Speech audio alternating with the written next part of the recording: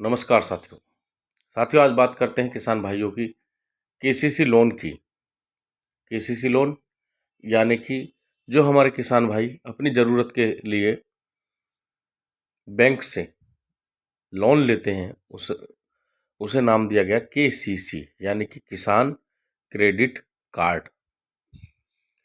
देखिए, ये लोन दो शर्तों पर हो सकता है। या तो आपकी प्रॉपर्टी को मॉर्गेज करा हो, आपकी जो खेत है उसको मॉर्गेज करके लोन दिया है बैंक ने, और या ये अनसिक्योर लोन है। तो मैं आपको बता देता हूँ, अगर ये अनसिक्योर लोन है, इसमें आपकी कोई मॉर्गेज नहीं है, कोई खेत, तो ये देखिए, ये लोन अगर आप ना भी चुकता करेंगे तो ये आसानी से माफ़ हो सकता है। अब आ जाते हैं जो मॉर्गेज है। ज़्यादातर लोन में बैंक क्या करते हैं, बैंक करते हैं कि जो उनकी प्रॉपर्टी होती है उसको मॉर्गेज कर लेते हैं और मॉर्गेज कर कर उस पर केसीसी दे देते हैं, किसान क्रेडिट कार्ड दे देते हैं। तो ये लोन माफ़ हो सकता है या नहीं हो सकता है, विषय ये है। देखिए, ये लोन माफ़ नहीं हो सकता है। ये लोन माफ़ नहीं हो सकता है। ये लोन केवल एक ही सूरत में माफ़ हो सकता है कि सामूहिक रूप से सभी किसानों का, अगर गवर्नमेंट ही माफ़ कर दे, गवर्नमेंट माफ़ कर देगी तो ये लोन माफ़ हो जाएगा पूरी तरीके से। तो ये इस सूरत में ही माफ़ हो सकता है।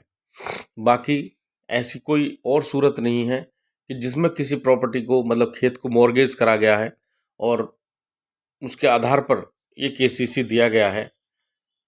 तो ऐसी कोई सूरत नहीं है कि ये लोन आपको ना चुकाना पड़े। ये लोन आपको चुकाना ही पड़ेगा,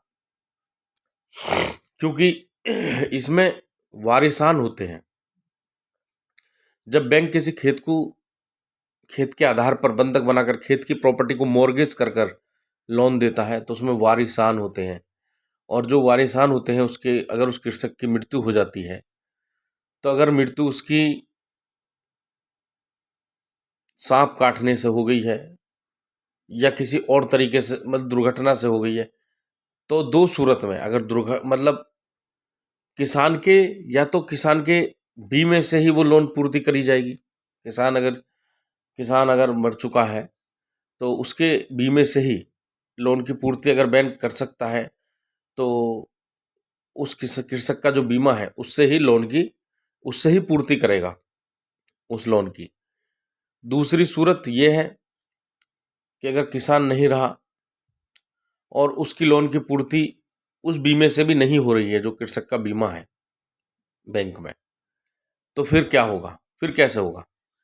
फिर देखिए, ये जो उसके वारिसान हैं, अगर प्रॉपर्टी मॉर्गेज रखी है बैंक ने, तो जो उसके वारिसान हैं उसको ये लोन चुकाना होगा।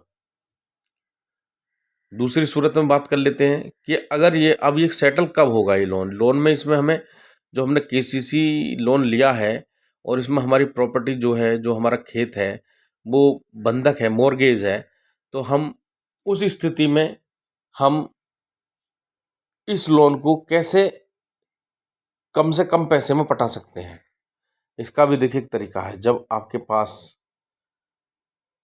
जब ये खाता एनपीए में चला जाए, लगभग जैसे आपने केसीसी कार्ड लिया और आपने लगभग 3 साल तक, 5 साल तक, जैसे आप कोई केसीसी कार्ड लेते हैं तो उसकी 5 साल तक अगर आप ब्याज जमा करते रहेंगे तो 5 साल के बाद आपको ये रिन्यू कराना पड़ता है केसीसी कार्ड।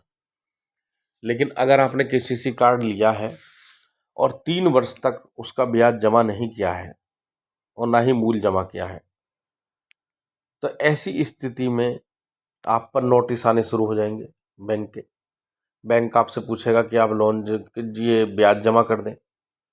आप पर को नोटिस पे नोटिस दिए जाएंगे, तो आप उन नोटिस से घबराएं ना। जब आपका खाता एनपीए में चला जाएगा, तो जब एनपीए में आपका खाता चला जाएगा, उसके बाद इसका सेटलमेंट होगा। और सेटलमेंट क्या होगा? सेटलमेंट में क्या है, आजकल जो बैंक है वो क्या करते हैं, एनपीए में खाता जाने के बाद भी वो ब्याज ब्याज माफ़ कर देते हैं।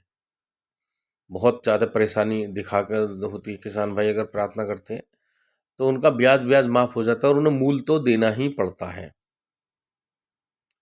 ये तो सूरत एक है कि मूल तो जमा करना ही पड़ेगा। लेकिन अगर आप लोक अदालत में अपने या तहसीलदार से, अपने क्षेत्र के तहसीलदार से रिक्वेस्ट करेंगे कि हमारे पास जो आपकी परेशानी है उसे रखेंगे, किसान भाई कोई भी किसान है अपनी परेशानी तहसीलदार के पास रखेगा अपनी, और तहसीलदार साहब अगर उस पर साइन कर देते हैं तो एप्लीकेशन पर रिसीव कर देते हैं, तो उस एप्लीकेशन को लेकर आप लोक अदालत में पेश हो सकते हैं। और देखिए, बैंक आप पर व्यक्तिगत कार्रवाई जब करता है जब आप बिल्कुल ही देना ना चाहें, लोन बिल्कुल ही पटाना ना चाहें। जब आपके पास कुछ नहीं है तो आप एनपीए में खाता जाने के बाद लोक अदालत में अपनी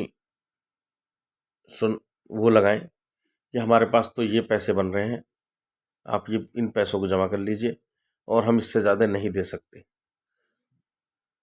तो आपको मना भी नहीं करना है और देना भी नहीं, मतलब मना नहीं करना, आपको पैसे देने हैं। अगर आपकी बंधक है प्रॉपर्टी तो उसमें आप पैसे देने हैं, लेकिन आप कम से कम भी देंगे तो आप पर कोई कार्रवाई नहीं होगी, आप जेल नहीं जाएंगे। क्यों? क्योंकि आप भरने के लिए तैयार हैं, जितना आप पे बन पड़ा उतना भरने के लिए तैयार हैं। तो जब एनपीए में खाता चला जाए तो जो ब्याज सहित आपके ऊपर रकम बनी है लोन की, आप उसे कम से कम, जो एनपीए में खाता चला जाता है वो कम से कम 40% पर भी सेटल हो जाता है, 40 से 50% पर सेटल हो जाता है। तो जिन पर भी ये लोन है केसीसी का, वो ना घबराएं। अगर कम जमीन वाले हैं, जिनके पास 5 बीघे, 10 बीघे, 20 बीघे तक, 30 बीघे तक ज़मीन है और वो घबरा रहे हैं ये लोन कैसे चुकेगा, तो बिल्कुल ना घबराएं। जब ये खाता एनपीए में चला जाए, जब बैंक आपसे बात करेगा, बैंक इसे सेटल करना चाहे, तो उनसे साफ कहें कि अगर 2 लाख का लोन है कि 50,000 रुपये हैं हमारे पास, यही हमारे पास बन रहे हैं और इससे ज़्यादा हम आपको कुछ नहीं दे सकते।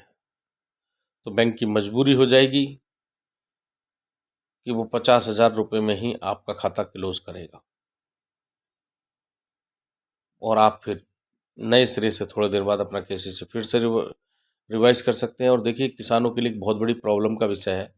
ऐसा नहीं है कि उनकी, जो हमारे किसान भाई हैं, उनकी जो खेती है, कृषि है, कि हर साल अच्छी फसल हो जाए, ऐसा नहीं है। कुछ सालों से फसलों में भी दिक्कतें आ रही हैं। तो ये जो केसीसी है, ये मैंने आपको बता दिया कि आप इस तरीके से माफ़ करा सकते हैं।